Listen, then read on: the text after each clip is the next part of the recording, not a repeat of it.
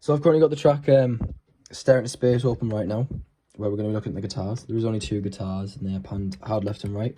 They are two different takes to add to the stereo image, but this track didn't really need much guitar on it with all the layers going on, so we're going to get straight into it. This is the guitar, completely dry, no reverb, no nothing. Quite a nice starting tone that I didn't really want to go stray away from with the style of music it is. Like that shoegaze, lo-fi kind of sound. So I did still use an amp sim, I won't lie. So I add those in now. As you can hear, it kind of keeps a lot of that DI sound. It's still very clean. It does have a lot of amp buzz though, which I managed to resolve with EQ. So next up is the first EQ band. As you can hear, that cuts a lot of the top end off and a bit of the lows. The reason it does that is because, as you can see here, I've got the high pass and the low pass on, with the low pass being at around 7.47 kilohertz, cutting off some of that top end clarity that is just not required for the style of the song. And then with this mix being so dense in the bottom end, anything below 200 hertz, it begins to roll off with that high pass.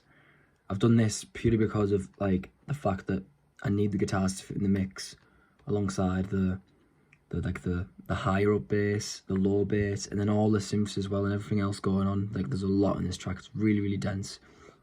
So it's important that I don't overdo it by overloading those low mids. Hence why I've got this EQ going on. From there, I then added the smack. I love the sound of the smack, and it's analog distortion sound to it, and the way it compresses. I did use a preset for this, then adjusted it. I used the tape preset to get that tapey sound. So let's have a listen now. Brings all that really quiet playing up as well, because obviously I'm playing very, very gently. Some parts are really quiet and some parts are slightly louder than others. It's good just to get that balance right, especially with this. It works so well. I'd argue for this style of music, the compressor is your best friend. And then from there, I used the Telray variable delay. I did put it straight on, and I mainly did this for its doubler and its warbly sound. So as you can see here, I've got it on the doubler setting. The sustain's quite high up, the variation's quite high up, and the variable delay is fairly fast, not too fast, but it's at around, if it was a clock, around 11 o'clock. I haven't adjusted the mix settings or the output or anything like that. And I did this just to add something different, something I haven't used before to the mix and to the guitars. So this is it without it. And this is it with it.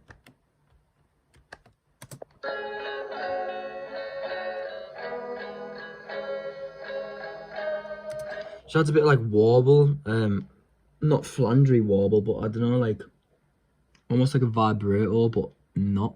It's its own sound. It's the doubler effect, and it just works so well for the track, I think, in my eyes. I was just very happy with it, just experimenting rather than just doing the same old processes over and over again. Trying something new, it's always important to do. So then, as you can still hear, I hope you can hear, there's a lot of buzz, which is a major issue in my eyes, especially with this track. It's meant to be soft, blanketing. You don't want loads of awful noises. So my solution to that is these one bands. It's the same one bands because it's the same tone of guitar, same DI, literally just different takes, that's all it is. So the first one, I've got at around 7.87 kilohertz, and a massive reduction, about 18 dB. It's a very, very fine point, as you can see. And in adding this, it removed some of the noise.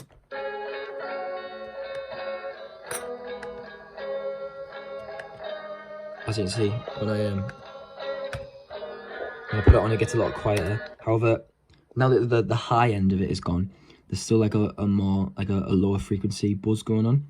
So then I had to make another one band EQ, which I've got at about 6.4 kilohertz. So that's that lower end of the hiss.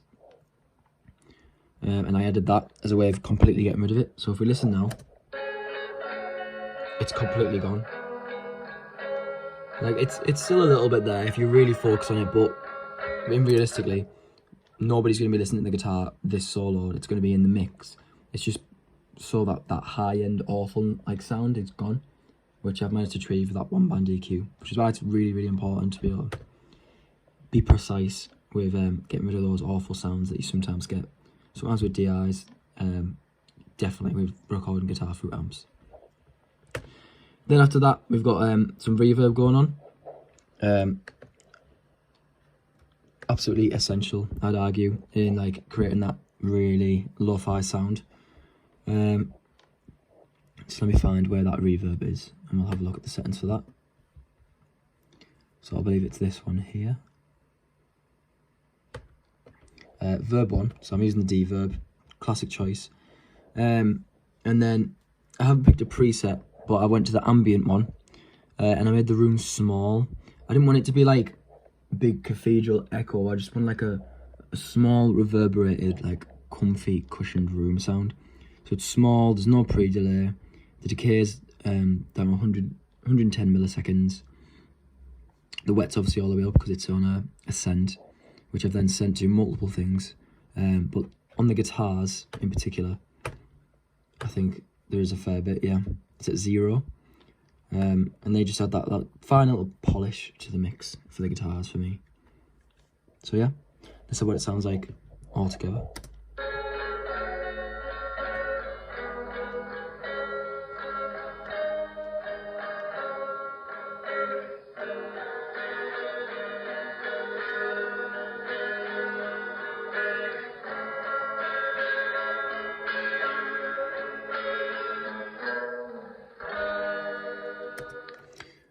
I think I've managed to keep that nice clean DI sound whilst adding a tiny bit of grit, almost saturation with the smack. That warble sound is really, really nice. It reminds me of vinyl, which I was kind of going for with this track. I wanted it to sound like it was being played on vinyl without overdoing it. And then obviously those EQs really like bring it in and make the guitar tone really focused on that like mid-range rather than like relying on high-end noise or like low-end rumble. And I think it fits in the track very, very well. So yeah, that is the guitars for Staring at Space.